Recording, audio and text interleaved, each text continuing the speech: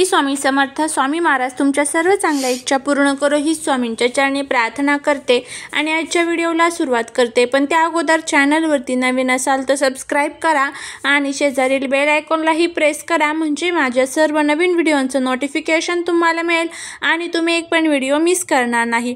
बघा, मंगळवारी म्हणजेच 20 फेब्रुवारीला आहे जया एकादशी. तर या जया एकादशीच्या दिवशी आपल्याला एक उपाय करायचा आहे. कशासाठी? तर आपल्या जीवनातली जे काही करणे बाधा आहेत, वाईट शक्ती आहेत, कर्ज आहेत, दुःख आहेत, अडचणी आहेत, तर त्या दूर व्हाव्या असं प्रत्येकाला वाटत असतं. तर आपल्या जीवनातलं हे जे काही दुःख आहे तर ते दूर करण्यासाठीच आपल्याला हा उपाय जो आहे तो करायचा आहे.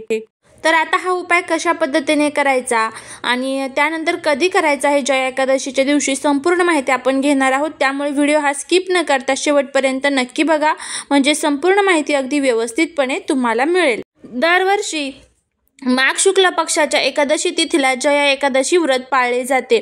आता यंदा हे व्रत 20 फेब्रुवारीला ठेवले जाणार आहे. सर्व एकादशीपैकी जया एकादशी अत्यंत शुभ मानली जाते. या व्रताचे पालन केल्याने व्यक्ती भूत, पिशाच आणि काळ्या छायेच्या तावडीतून मुक्त होतो असे मानले जाते. धार्मिक मान्यतेनुसार जी व्यक्ती जया एकादशीचे व्रत भक्तिभावाने पाळते ती ब्रह्महत्याच्या महापापातून सुद्धा मुक्त होते आणि भगवान विष्णूंच्या कृपेने तिला जीवनातील सर्व सुखांची प्राप्ती होत असते. माघ महिन्याच्या शुक्ल पक्षाची एकादशी म्हणजेच 19 फेब्रुवारी 2024 रोजी सकाळी 8:49 सुरू होईल आणि दुसऱ्या दिवशी 20 फेब्रुवारी 2024 रोजी सकाळी 9:55 संपणार आहे. उदयातिथीनुसार मंगळवारी 20 फेब्रुवारी रोजी जया एकादशीचे व्रत ठेवले जाईल. धार्मिक मान्यतेनुसार भगवान श्रीकृष्णाने राजा युधिष्ठिरला हे व्रत सांगितले होते. या एकादशीचे व्रत केल्याने मागील जन्मातील पापांपासून मुक्ती मिळते आणि मानसिक शांती मिळते असे मानले जाते. जया एकादशीच्या दिवशी पूजेसोबतच काही उपाय देखील केले जातात. जया एकादशीच्या दिवशी श्रीहरी विष्णू सह देवी लक्ष्मीची पूजा करावी, यामुळे जीवनात प्रगती होत असते. जया एकादशीच्या दिवशी सकाळी स्नान करून तुपाचा दिवा लावून भगवान विष्णूंचे आवाहन करावे, यामुळे भगवान विष्णू लवकर प्रसन्न होतात आणि घरात धन आणि धान्याची कमतरता भासत नाही.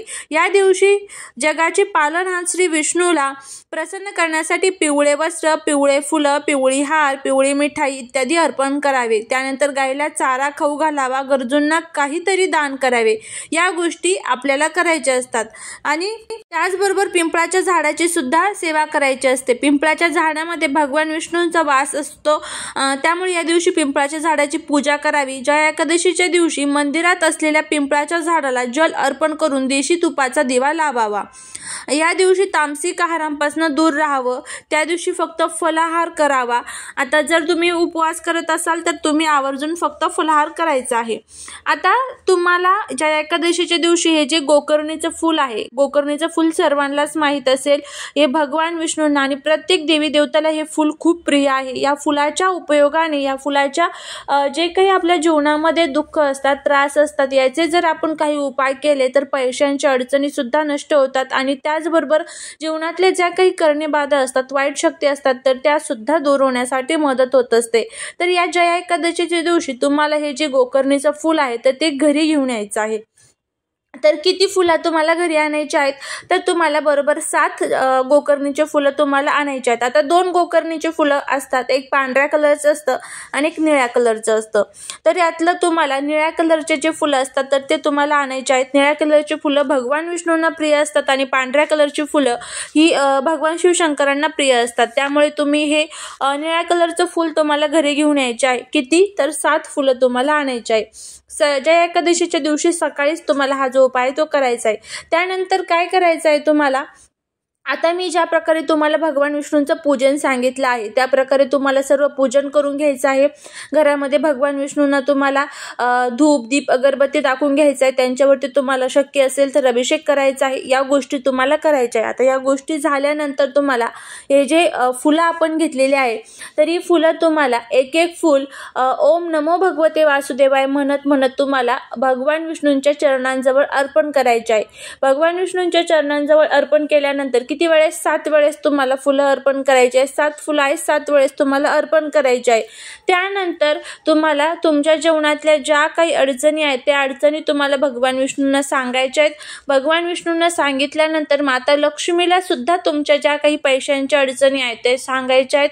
तुम्ही एखादा व्यापार करत आहात, व्यवसाय करत आहात, नोकरी करत आहात, त्यामध्ये तुम्हाला जर यश व्हावं असं वाटत असेल तर माता लक्ष्मीला आणि भगवान विष्णूला तुम्हाला साकडं घालायचे आहेत. हे फुलं त्यांना अर्पण करायचे आहे. त्यानंतर एक लाल कलरचा कपडा घ्यायचा आहे. लाल कलरचा कपडा घेतल्यानंतर त्यामध्ये तुम्हाला ही फुलं लगेच उचलून घ्यायची आहे आणि उचलून घेऊन तुम्हाला त्या लाल कलरच्या कपड्यामध्ये तुम्हाला ही फुलं बांधायची आहेत. लाल कपड्यामध्ये फुलं बांधल्यानंतर ही फुलं तुम्हाला तुमच्या तिजोरीच्या ठिकाणी, तुमच्या जर दुकान असेल, व्यापार असेल, व्यवसाय असेल तर तिथे ज्या ठिकाणी आपण पैसे ठेवतो, ज्या ठिकाणी आपला गल्ला असतो बघा, तर त्या ठिकाणी तुम्हाला ही जी पोटली आपण फुलांची तयार केलेली आहे ती ठेवायची आहे.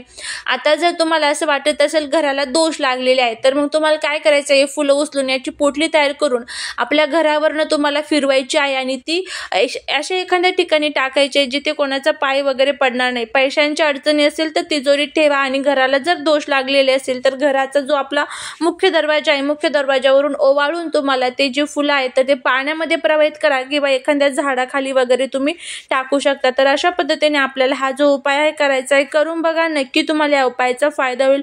घरातील दोष, अडचणी, संकटे दूर होईल. भगवान विष्णूंची कृपा आपल्यावरती प्राप्त होईल. चाललेली सेवा ही महाराजांच्या चरणी रुजू करते. व्हिडिओ जर आवडला तर लाईक, शेअर आणि सबस्क्राईब करायला विसरू नका. भेटूया अशा एका छानशा नवीन व्हिडिओ सोबत. श्री स्वामी समर्थ.